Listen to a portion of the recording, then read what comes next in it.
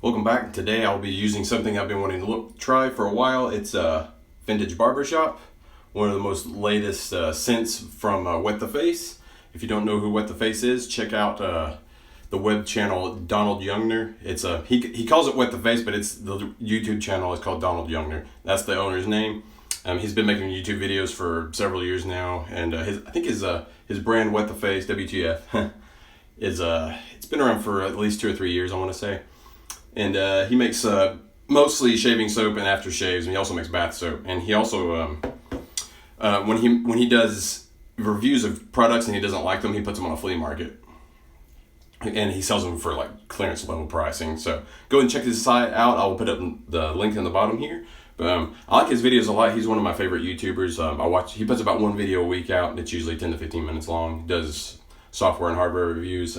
And he's known for making just an obscene amount of lather in his lather balls. It's kind of mesmerizing to watch. Some people complain about it. I like it because it's fun to watch. You see the full capacity of the soap, lathering capabilities, and it makes them happy. So I like to watch it.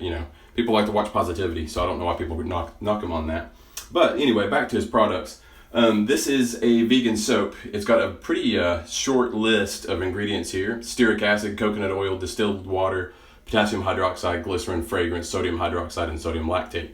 And let me tell you, it is the softest soap that I have purchased. You can actually kind of move it around a little bit. And I bought this from a guy who bought it, and he really liked the scent, but he neglected to see that it had cloves in it, so it's something he's allergic to. And cloves don't really bother me, but if you look here, see how soft that is? It's at least the same consistency, if not a little softer than Katie's Bubbles luxury cream soap. I have a sample of that. I've not used it yet, but I've touched it, and it's very similar to this. This is a little more pearlescent looking. It's very shiny. I don't know if you can tell that or not with this lighting. Something I need to get fixed in here, but very excited to try it. He normally bowl lathers, and I think he makes this for people who bowl lather, but I think I'm going to try a face lather by taking a wet brush and inserting a dollop into the brush and then doing a face lather. So we'll see if that works. If it doesn't end up working, then we'll try a bowl lather, but hang tight and I'll get it started. So the scent is very, very nice. It's on I'd say it's about a 6.5 to 7 on scent strength.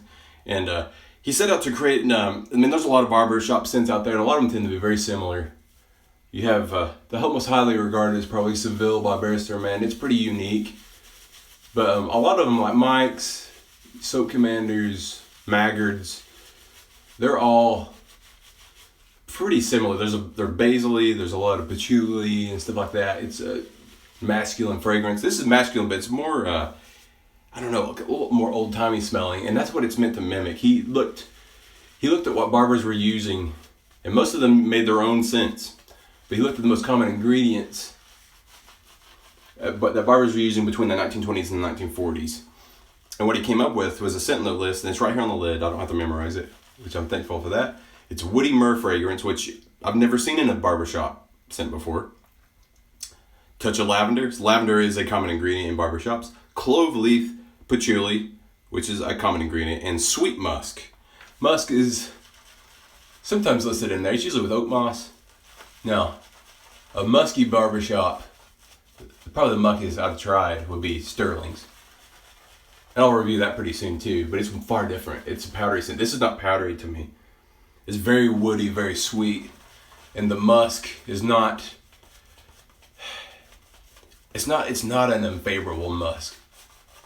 It is very much, it complements the myrrh. In fact, I can't hardly distinguish them.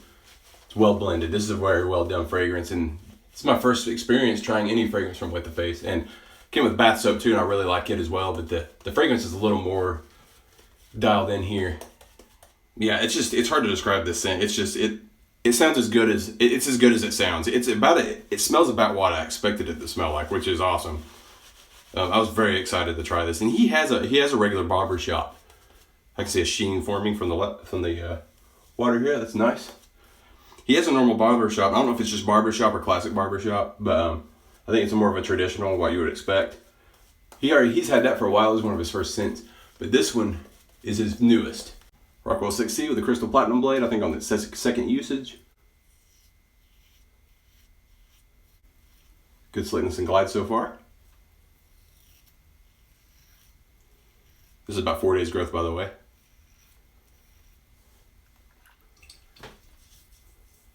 Pretty good left behind.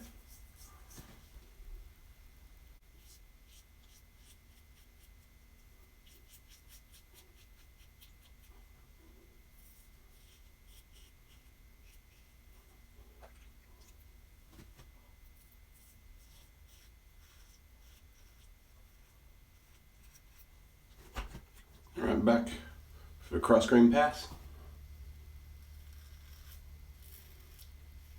Now, normally I don't have a reaction to cloves, but my cheeks are burning, so I may not get to keep this stuff. At first I thought it was the menthol, because there's menthol in this, I forgot to mention that, but I'm seeing something just not right happening on my cheeks here. And my neck's fine. My cheeks are my cheeks tend to be sensitive to scents and oils. My neck is sensitive to the blades. The neck is not sensitive to scents at all, really. It's kind of weird.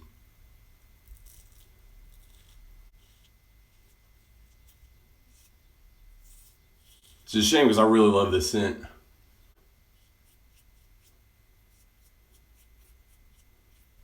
But, can't keep them all. If you turn this into a hobby, you end up with too much stuff, and sometimes it's best to let go when you need to. We'll use what's left behind here to get the go against the grain on my cheeks here.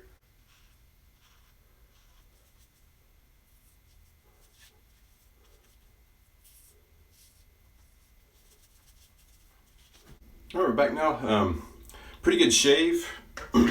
Use the Allen block, and I only got a slight hint of a little bit of a burn, but I don't really see anything showing up except for right there. I'm not sure what I did right there. I may have gone over that spot too much, but as far as the accolades go, the slickness was good. Residual slickness was fine, but it wasn't good enough for me to consider buffing my neck, which is not something I normally do anyway. But I felt fine buffing my cheeks, and I didn't receive any irritation, so I think it's good. It's not great, but it's it's good enough. Bush shave feels pretty good. Wouldn't say it's a lead or anything. The menthol helps. I just mowed the yard, and it was still pretty hot outside, so that helped cool me off. And it's a subtle menthol. You're not gonna. I probably wouldn't have noticed it too much if I didn't already know it was on there. This is with menthol, so it's a slight touch. It's not gonna. You don't smell it in the scent at all. In fact, I need to ask them if you use synthetic menthol, because I just do not smell menthol in this at all. So it's just got a touch of it in there. But it's nice. My face feels pretty good. It doesn't feel like amazing though. So I think the soap could stand to use some tweaks, but the scent is killer. And if you can withstand cloves and the scents on your face, I definitely recommend getting it. I mean, it's a top 10 scent for me. It's very nice, and I really hate that it's burning, that my skin reacted to it up here. I think the witch hazel is going to take care of me as far as that goes. I do not have the matching aftershave. I'll probably use some Clubman.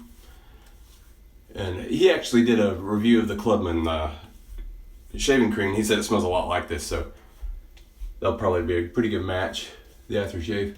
So all in all, it's a good shave, a good vegan soap. Not elite, but it's a very good value at $12.99. 4 ounces, so it's about $3.25 an ounce. Excellent value, excellent scent. So check it out if you want to. So thanks for watching. If you like the video, please like and subscribe, and comment below if you have anything to say to me about this stuff. And I'll see you next time.